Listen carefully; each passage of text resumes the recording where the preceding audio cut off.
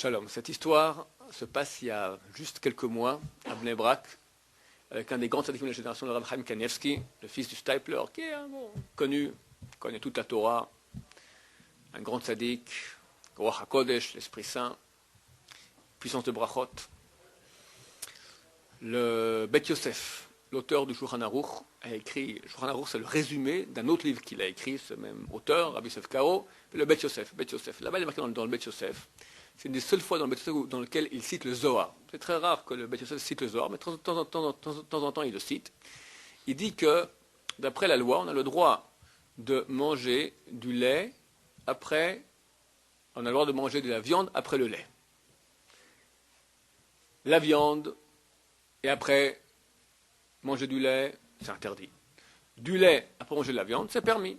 La viande, elle se digère plus difficilement, il en reste un peu dans les dents, ça donne une odeur dans tout le corps, dans tout l'œsophage, donc prendre du lait après, c'est interdit.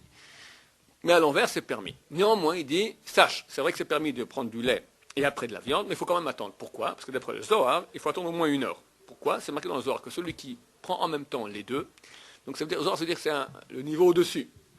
Alors pendant 40, c'est pas obligatoire complètement, mais c'est bien possible de faire ainsi.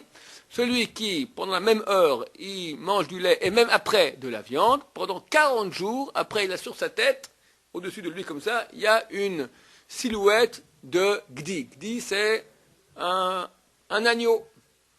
Un agneau. Alors tu es un homme, il faut une silhouette de Yud Kevavke, on doit voir sur ta tête le nom de Dieu, pas une tête d'agneau, d'accord? T'es pas un bœuf. T'es un être humain. Tête de veau, tu dis. Très bien. Alors l'histoire, c'est pas le Rav Chaim Kanievsky. Un bachour vient le voir pour une bracha.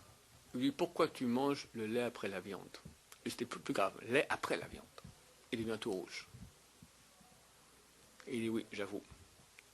Tous les Shabbats soirs, après le repas, j'ai envie d'un quelque chose de doux, un peu de chocolat comme ça. Alors je prends en cachette dans ma chambre du chocolat. Le chocolat amer, c'est pas bon. Le bon chocolat doux, halavi, d'accord, lacté, je goûte un peu. Je l'essaye, etc. Le Rav a vu. Il a dû voir pas une tête de veau, il a dû voir une tête de taureau dessus.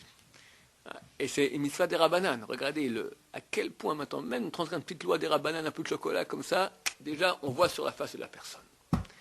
Attention. Baruch Adonai,